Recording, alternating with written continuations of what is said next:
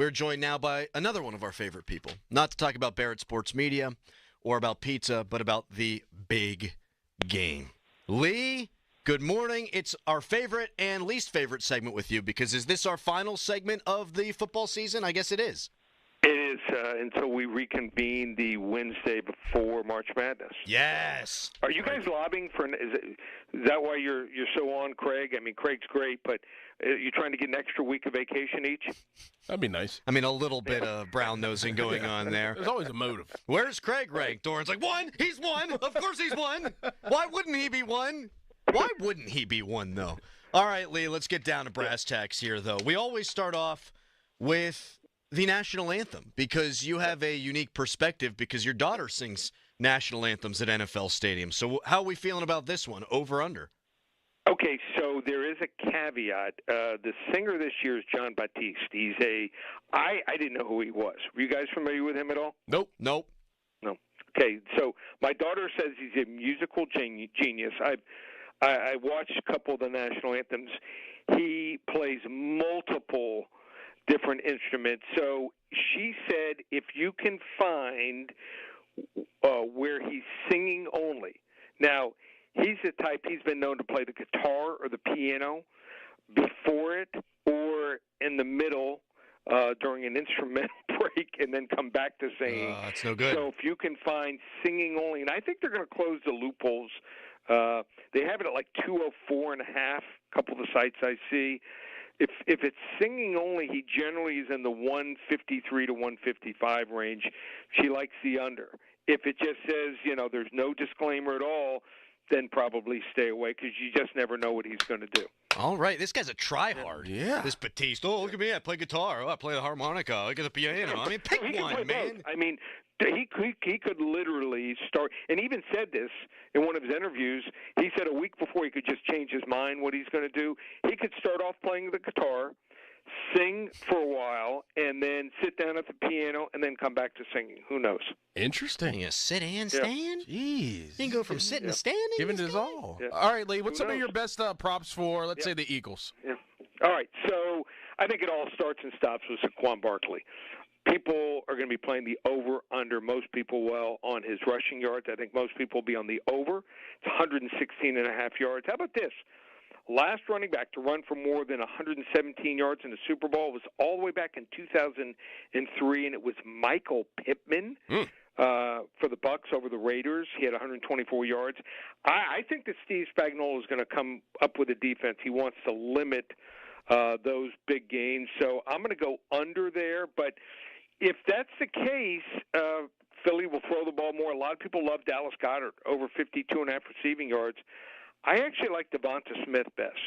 Here's my reasoning here. Against Spagnuolo's defenses, he's had 3 games, 7 catches for 122 yards, 7 for 100, and 6 for 99. So I'm going to go over 50 and a half receiving yards. Also, they use him for a lot of receptions, pass patterns down the field, near the sidelines, also deep over the middle. So I'm going to go longest reception also with Smith over 20 and a half yards. And on the other side, Kansas City, I like most first downs for the Chiefs, plus 105.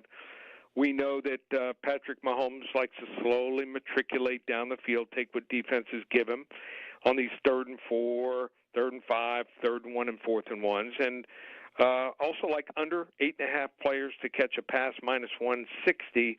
Noah Gray has not been much of a factor in the offense the last 4 or 5 games. So I'll go under 8.5 players to catch a pass for Kansas City. And if you want to take a shot on a combo, both teams wager, this might be my strongest play. It's the shortest touchdown under 1.5 yards. Oh. So my reasoning here is We're Philly pushing with a that tush. Yeah, push is almost unstoppable. And any obviously interference call, they bring the ball to the 1-yard line. And then on the other side, Kansas City, they've been known, Andy Reid likes to stick the dagger in the other team and do what they do and do it a little differently and be effective at it. I could see Travis Kelce coming across the formation, stopping at the center, and he's done it many times, and he goes for a quarterback sneak, or they do the inside shovel pass to him. So I like under 1.5 yards on the shortest touchdown, minus 175 a lot. And how about this for a long shot MVP? I think there's a lot of fatigue with Kansas City and Patrick Mahomes. The 3 times that they won the Super Bowl, he was the MVP. Let's go with Travis Kelce. I mean, Mahomes is throwing a lot of times for 210 yards, 220 yards for the game.